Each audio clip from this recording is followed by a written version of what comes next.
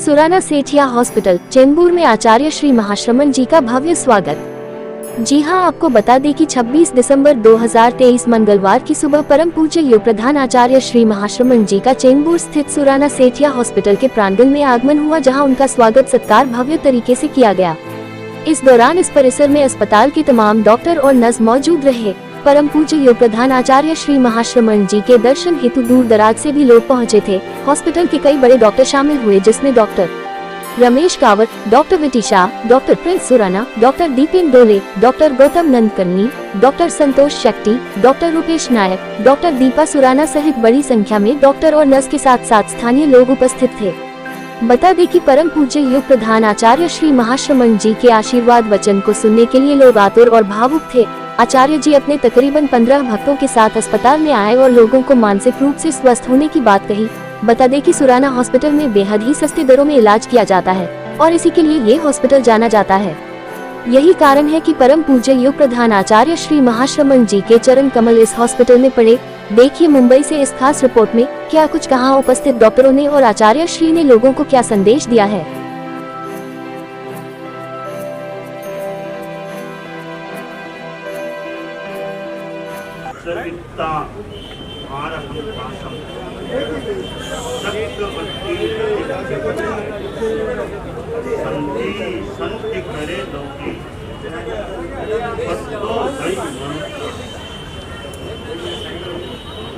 हमारे जीवन में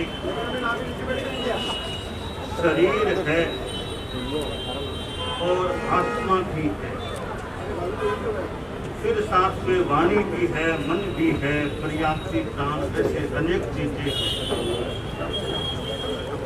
शरीर उद्गलों से बना हुआ है और आत्मा चैतन्यमय होती है।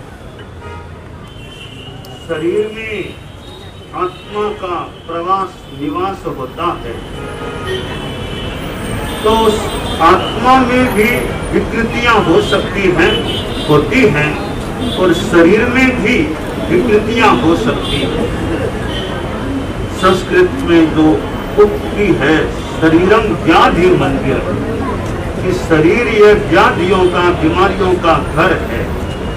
कई बार अचानक कब क्या बीमारी उभर कर सामने आ जाए और आदमी अपने आप को थोड़ा असहाय सा महसूस भी कभी करने लग जाए, तब कौन मुझे संभालेगा। और बीमारी की अवस्था में डॉक्टर या चिकित्सा का उपक्रम यह एक थोड़ा आश्वासन होता है कि बीमारी हो गई है, हॉस्पिटल जाएं, डॉक्टरों को दिखाएं, इलाज कराएं और ठीक होने की कुछ आशा भी हो सकती है। तो मरीज के लिए, बीमार के लिए यह चिकित्सा का उपक्रम, फिर चिकित्सा से जुड़े हुए चिकित्सक और चिकित्सा के व्यवस्थापकगण, संचालकगण और फिर मरीज की परिचर्या करने वाले अनेक लोगों के योग से कितने कितने लोग बीमारी हो जाने पर बीमारियों से पूर्णतया अथवा कुछ अंशों में राहत भी प्राप्त कर लेते हैं। और कहीं कहीं, क्योंकि यह आत्मा से भी कुछ जुड़ी हुई बात है, स्थिति ऐसी बन जाती है कि बाद में डॉक्टर भी एक तरह से अपने आप को ऐसा है कि अब आगे कोई उपाय नहीं है, तो डॉक्टर बहुत पुरुषार्थ प्रयत्न कर सकते हैं। कितनों को वे स्वास्थ्य का लाभ भी देने में निमित्त बनते होंगे, पर एक अंतिम स्थिति है, वहां डॉक्टर का भी बस नहीं चलता। जैसे मृत्यु दुनिया का नियम है, तो वो जब होनी है, वहां डॉक्टर का पुरुषार्थ भी मानो काम नहीं करता, और एक दिन आदमी चला जाता है। तो बीमार आदमी को यह चिकित्सा की व्यवस्था का सहयोग मिलता है, शारीरिक लाभ मिलता है, और मनोचिकित्सा में मानसिक लाभ भी मिल सकता है।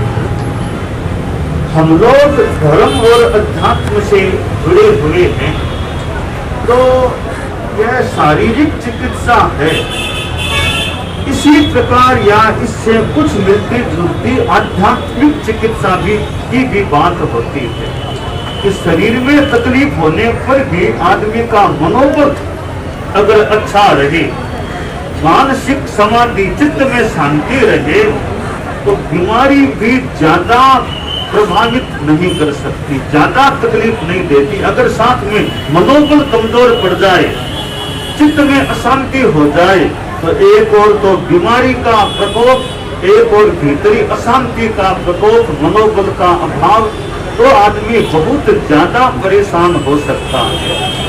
धर्म और अध्यात्म के द्वारा ये एक मन आदमी का शांति में रहे, और ये इमोशनल जो भावात्मक बीमारियां हैं, 3 प्रकार की बीमारियां हो जाती हैं।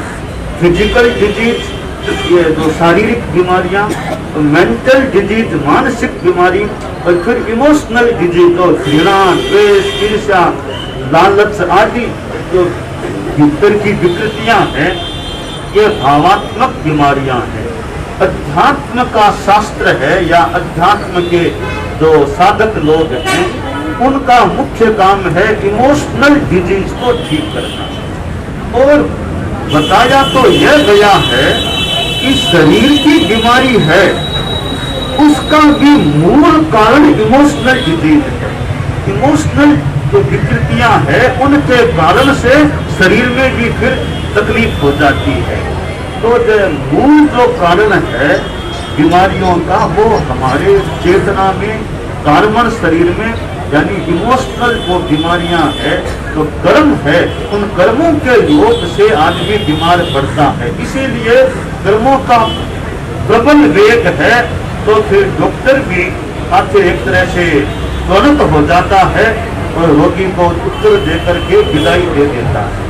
तो यह जो हमारे जीवन में शरीर और आत्मा है, शरीर की व्याधियों को भी दूर करना एक अपेक्षित होता है, क्योंकि आम आदमी को तो शरीर ठीक चाहिए। शरीर के आगे फिर गहरे में भावात्मक बीमारी की बात भी होती है। तो कितने ऐसे व्यक्ति, ऐसे संस्थान हैं तो बीमारों की सेवा की भावना, ठीक है, चिकित्सा से पैसा भी मिल सकता है, चिकित्सा में सेवा की भावना है, तो ये जो सेवा की भावना और पैसे का भी थोड़ा परित्याग, कि पैसा भले कम आए कि न आए, तो सेवा की भावना है। तो सेवा में जहाँ शुद्धता होती है, वो सेवा ज्यादा एक अपने आप में एक पाप से कुछ बची हुई, जहाँ सेवा के साथ लोभ जुड़ जाता है, तो जहाँ चिकित्सा के साथ लोभ ज्यादा हो जाए, तो थोड़ी चिकित्सा में अशुद्धता आ सकती है। तो चिकित्सा में अशुद्धता न आए, इसलिए अनपेक्षित अवांछनीय लोभ का भाव न आए, तो वो चिकित्सा में कुछ अशुद्धता से बचाव रह सकता है। इधर प्रेक्षा, ध्यान, योग, ये चीजें कायोत्सर्ग हैं। ये भावात्मक बीमारियों के इलाज में भी योग भूत बन सकती है। शारीरिक दृष्टि से भी कायोत्सर्ग और ये ध्यान, योग आदि आदि चीजें हैं, ये मरीज को वो और ज्यादा एक स्ट्रेंथ और ज्यादा एक शांति भी देने में सहायक बन सकती है। ये तो चिकित्सा का सारा उपक्रम है, यहाँ आना हुआ है। और जितना जैसा संभव हो कि शारीरिक चिकित्सा के साथ थोड़ा ध्यान, योग आदि का भी कुछ चल सके, तो मरीज को वो मानसिक और भावात्मक भी शक्ति और शांति मिल सके।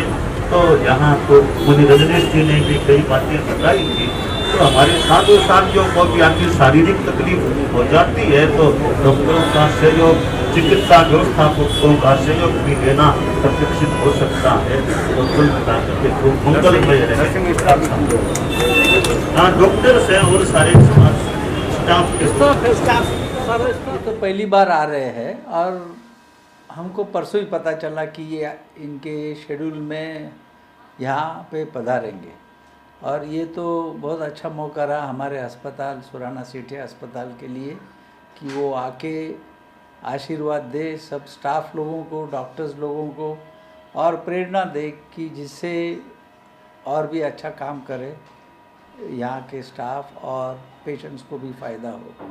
तो इसलिए हमने सोचा पूरे अस्पताल का स्टाफ करीबन 500 के जितने लोग सब हाज़र रहे और उनके जो भी प्रेरणा थी वो सुने और लिए। नहीं, ये तो सिर्फ पिछले 36 घंटे में हम लोगों ने सब तैयारी की। हमारे सुराना साहब जो है, डीसी सुराना साहब ट्रस्टी, उनकी बहुत इच्छा थी कि वो यहाँ पे पधारे। ये साल बम्बई में वो रहे तो उन्होंने बहुत उन्हें विनती की कि भाई किसी भी तरह आप आइए। तो आखिर में उन्होंने परसों के दिन बताया कि आज आ रहे। तो वैसे तो मानसिक तैयारी तो बिल्कुल थी सब कुछ, लेकिन सब लोगों को उन्होंने खुद सुराना साहब ने मैसेज भेजे कि आप आ जाइए, ये टाइम पे आ रहे हैं और उनकी प्रेरणा का फ़ायदा लीजिए। तो हम लोग सब आ गए, डॉक्टर लोग। मैं डॉक्टर वीटी शाह हूँ, यहाँ अस्पताल से जब से अस्पताल शुरू हुआ तब से साथ में हूँ। और यहाँ के जो सर्विसेज है, यहाँ के जो हमारे ट्रीटमेंट का जो मोटो है कि भाई लोगों को अच्छी से अच्छी इलाज मिले और कम खर्चे में रहे।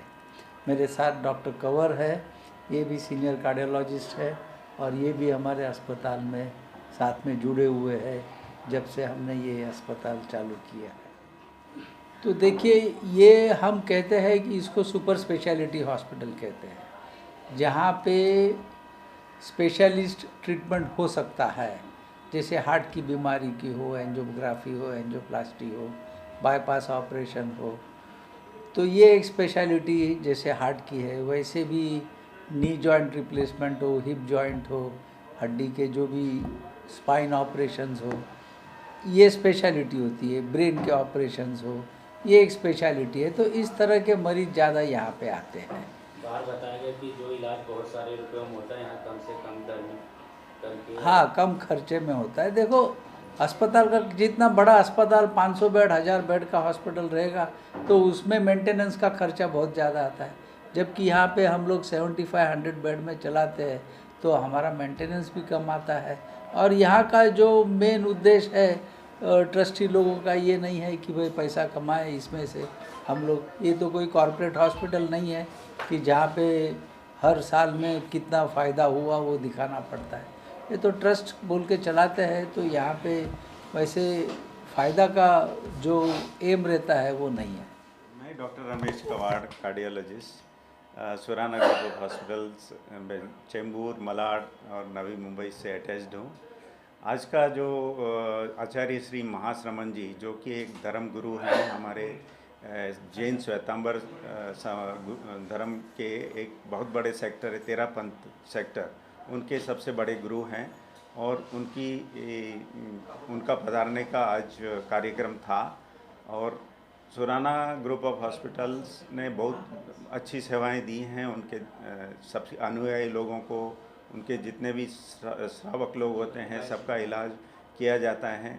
और मोटो हॉस्पिटल का यही है कि वर्ल्ड क्लास फैसिलिटीज़ अवेलेबल करें और कम से कम कॉस्ट में। जो कॉस्ट बड़े हॉस्पिटल में बहुत ज़्यादा लगती है, वो एक छोटे हॉस्पिटल में सेम फैसिलिटी प्रोवाइड करते हुए बट एक कम कॉस्ट में प्रोवाइड की जाती है यहाँ पे। ये एक बहुत बड़ा उपलब्धि है इस अस्पताल के लिए।